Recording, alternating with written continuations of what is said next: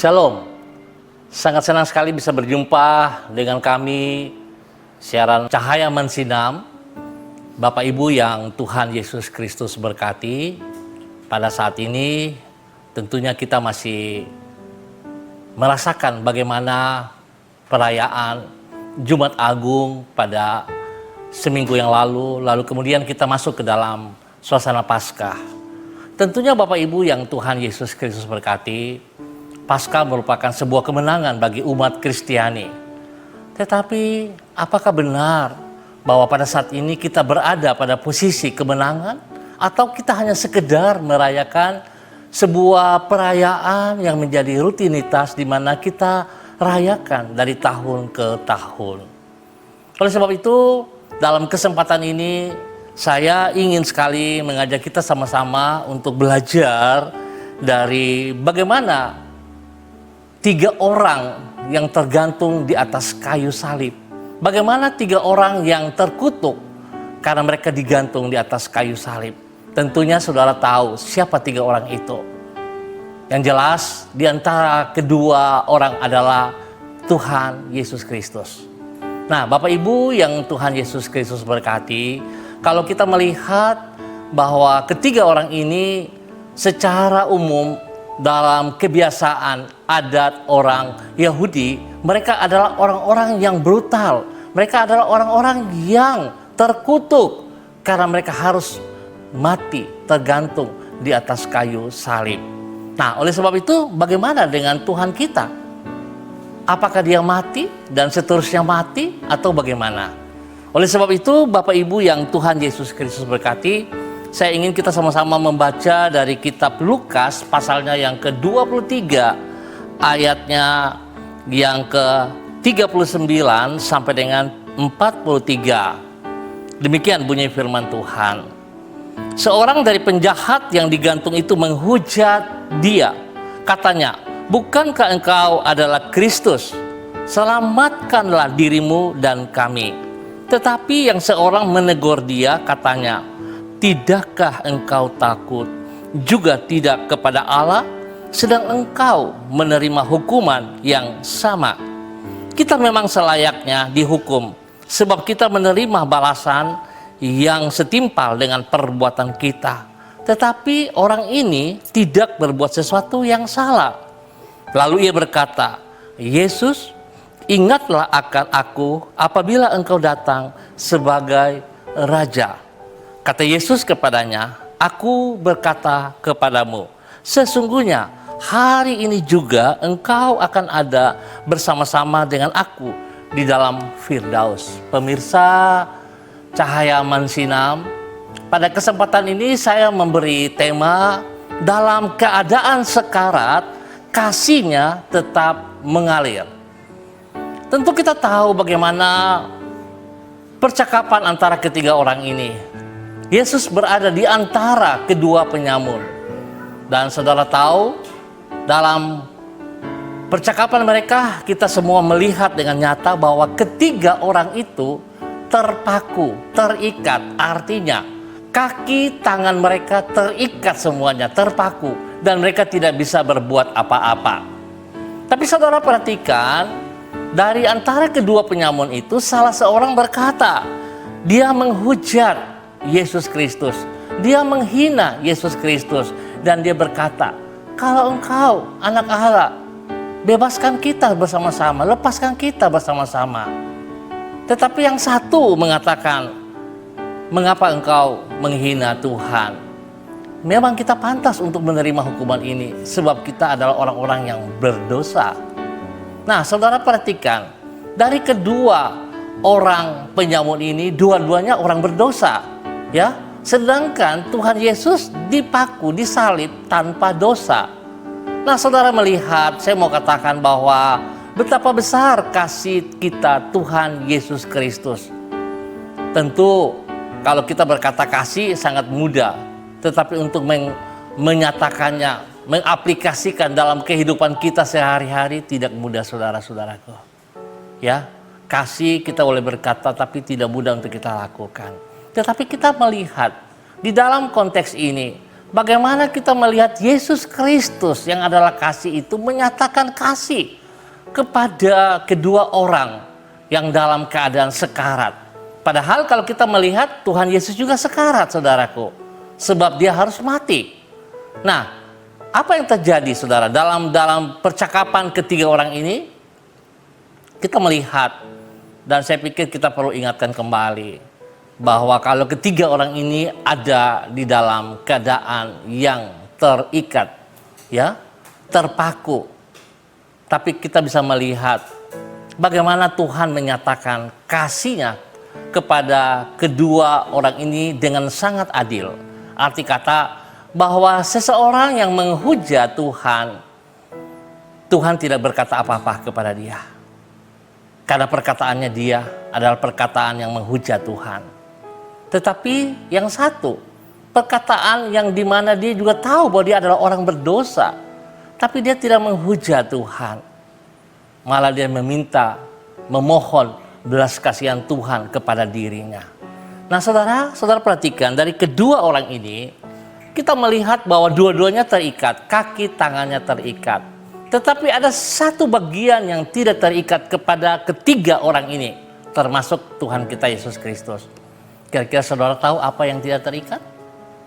Saya mau katakan bahwa saudara perhatikan, yang tidak terikat adalah lidah mereka. Kaki tangan terikat, terpaku, tetapi lidah mereka tidak terikat, saudaraku. Dan tentunya sebagai orang percaya, kita tahu persis bagaimana Tuhan katakan di dalam kitab Yeremia pasal 1 ayat 9, bahwa aku menaruh kuasaku ke dalam mulutmu, ke dalam lidahmu. Sebab itu saudara-saudaraku, tentunya harus kita sadari, selaku orang percaya, kita memiliki kuasa yang spesial, yang Tuhan percayakan kepada kita di dalam mulut kita, di dalam lidah kita. Nah, oleh sebab itu, dari kedua perkataan penyamun ini membawa mereka kepada akibatnya. Saudara, kita melihat dan kita boleh jujur bahwa seorang penyamun yang menghujat Tuhan, dia tidak memperoleh apa-apa dari perkataan-perkataannya. Tetapi justru kalau kita lihat jujur, dia mendapat penghukuman kekal.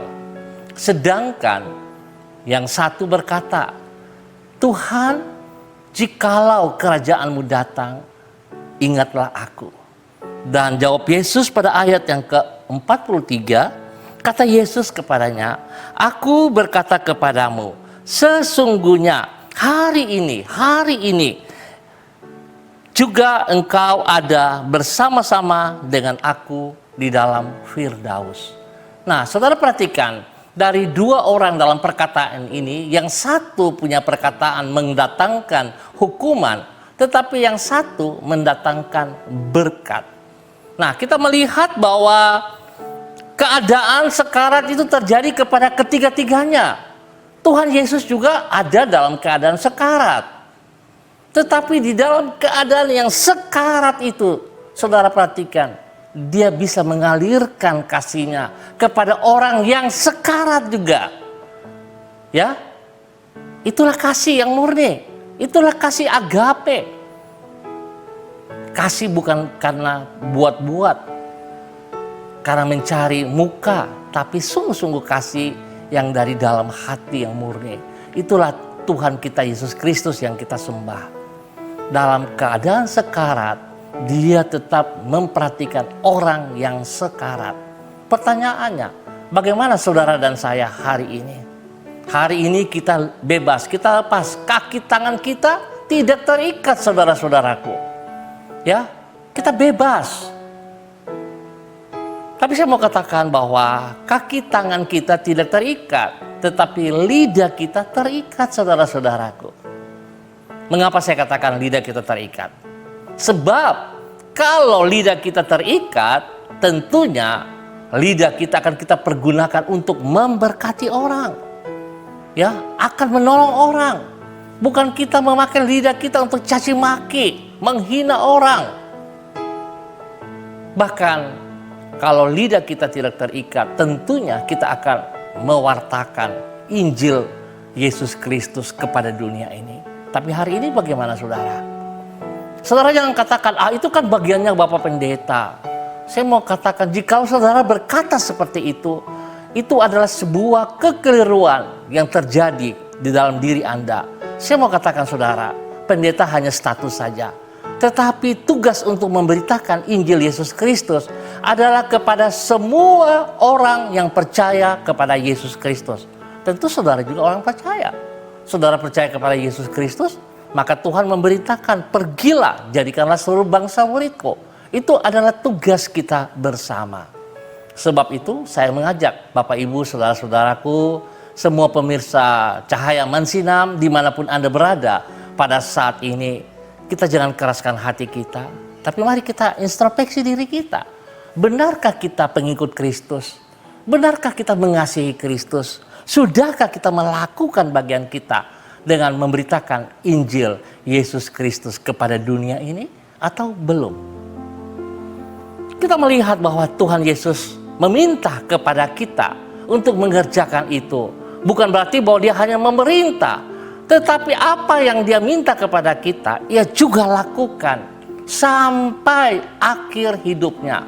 Di dalam keadaan yang sekarat sekalipun, dia tetap memberitakan Injil kerajaan surga itu.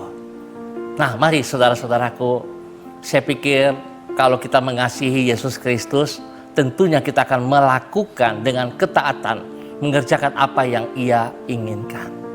Saudara, seringkali kita juga salah mengerti.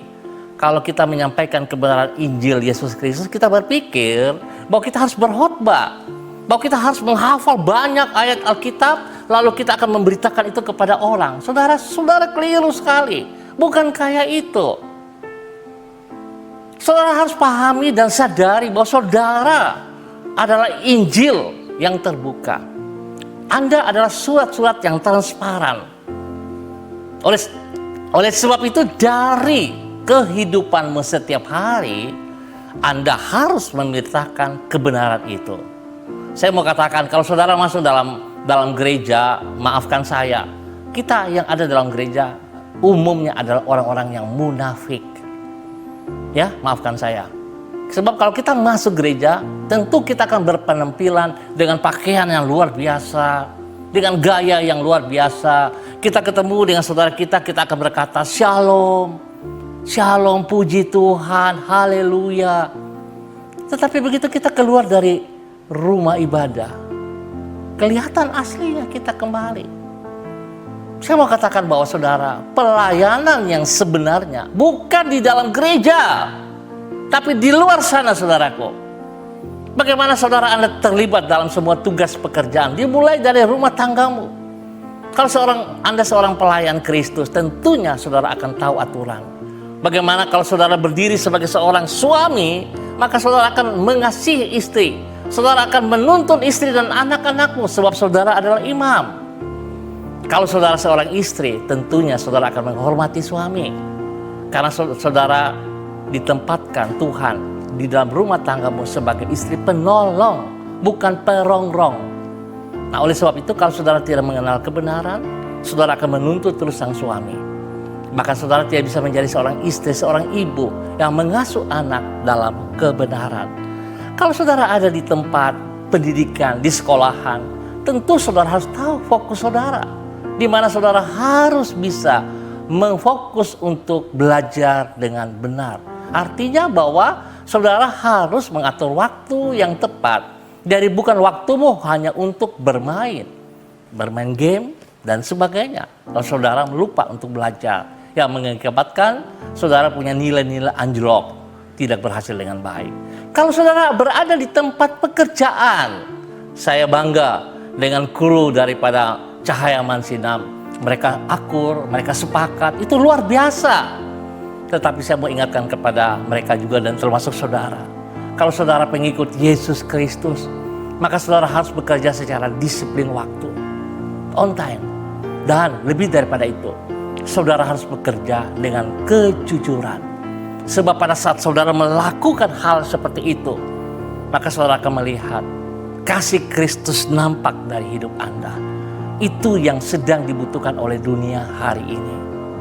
Ya, banyak orang melupakan kasih Kristus dengan melakukan segala kejahatan, melakukan segala tipu daya si jahat yang diberikan kepada mereka dan mereka mau melakukannya. Saya berpikir saudara, kalau kondisi saudara hari ini, maka saudara harus bertobat. Ya, saudara harus bertobat, kembali dalam kebenaran. Nah, oleh sebab itu saya kembali saudara, kita melihat dalam keadaan sekarat, kasih Kristus tetap mengalir bagi orang yang ada dalam keadaan sekarat. Itulah kasih yang murni. Dunia tidak bisa memberikannya. Dan kita lihat pembuktian bahwa Yesus Kristus memberikan kasih yang murni. Dia bangkit dari antara orang mati. Hari Minggu kemarin kita baru merayakan Paskah, merayakan kemenangan di mana Tuhan Yesus yang kita sembah, yang kita sanjung adalah Tuhan yang hidup. Sebab itu selalu Tuhan melarang kepada kita menyembah kepada berhala-berhala. Sebab Tuhan yang kita sembah adalah Tuhan yang hidup. Dan hari ini kematian di atas kayu salib membuat tirai bait suci terbelah. Artinya bahwa tidak ada lagi perantara yang harus kita pakai untuk datang kepada Yesus Kristus. Sebab dia adalah imam besar sendiri dan dia siap untuk menerima kehadiran saudara dan saya. Apapun keadaan, kita langsung datang kepada Tuhan. Ya, langsung datang kepada Tuhan. Jangan berharap kepada manusia, sebab manusia sia-sia, manusia terbatas, termasuk diri kita sendiri. Oleh sebab itu, pentingnya di dalam kondisi ini, dalam keadaan seperti ini, mari saya mau ngajak nomor satu, kita saudara ampuni diri kita sendiri. Baru kita bisa mengampuni orang lain. Dalam keadaan seperti itulah kita bisa datang dengan segenap hati kepada Tuhan kita. Tuhan memberkati kita semuanya. Mari saudara kita berdoa. Bapa, di dalam nama Tuhan Yesus Kristus, Anak Allah yang hidup, kami bersyukur dan terima kasih. Sebab kematian-Mu bukan sebuah sandiwara, tetapi kematian-Mu karena Engkau sungguh mengasihi kami. Di dalam keadaan terpuruk, di dalam keadaan kami masih berada dalam lumpur dosa, Engkau datang mengangkat kami. Bukan kondisi kami dalam keadaan yang baik, tapi kami berada dalam kondisi dosa. Engkau mengangkat kami karena kasih-Mu yang tidak terbatas itu. Engkau rela mati di atas kayu salib. Engkau membayar kami bukan dengan emas dan perak, tapi Engkau membayar kami dengan darah-Mu yang mahal. Kami bersyukur dan terima kasih Bapa, sebab kasih setia-Mu memberikan kami kehidupan yang kekal. Kalau Engkau boleh memberkati dalam keadaan sekarat, Engkau boleh memberkati hamba yang sekarat juga. Kami juga akan merasakan hal itu Bapa, bahwa sekali-kali Engkau tidak akan pernah meninggalkan kami. Terima kasih Bapa untuk kasih-Mu kepada kami. Hamba tetap berdoa bagi TVRI Papua Barat di dalam kegiatan Mansinam. Tuhan berkati apa yang mereka lakukan, bukan menjadi sebuah rutinitas. Memang betul Tuhan bahwa itu adalah tugas mereka, tetapi hamba mohon agar kuasa, otoritas, wibawa-Mu turun bagi mereka juga ya Allah. Memberkati para pemimpin yang ada di dalam. Berikan roh yang takut akan Tuhan, sehingga mereka boleh menjadi panutan kepada semua rekan-rekan kerja yang ada di dalamnya. Bapa, terima kasih semua kru-kru yang sudah bekerja dari pagi sampai malam dalam jerih payah mereka. Bapa, hamba berdoa dalam nama Yesus, Tuhan memberikan pertolongan, memberikan kekuatan kepada mereka. Pulihkan semua kekuatan kesehatan mereka ya Allah, dan bawa mereka dalam keberhasilan. Berkati setiap pribadi mereka, bahkan bagi mereka yang sudah berkeluarga, Tuhan berkati istri mereka, berkati suami mereka, berkati anak-anak mereka, dan semua yang dipercayakan kepada mereka Tuhan buat berhasil. Terima kasih Bapa, hamba percaya bahwa Paskah yang telah kami rayakan adalah kemenangan bagi setiap kami yang percaya kepada Engkau. Bahkan pada saat ini Tuhan, kebenaran firman yang telah hamba sampaikan, hamba percaya tidak akan kembali dengan sia-sia. Biar setiap kami yang mendengarnya, semua pemirsa Cahaya Mansinam, dimanapun Anda berada, Tuhan memberkati Anda, Tuhan mengasihi Anda lewat siaran Cahaya Mansinam ini. Biar jiwa-jiwa banyak dimenangkan untuk kemuliaan Tuhan Yesus Kristus.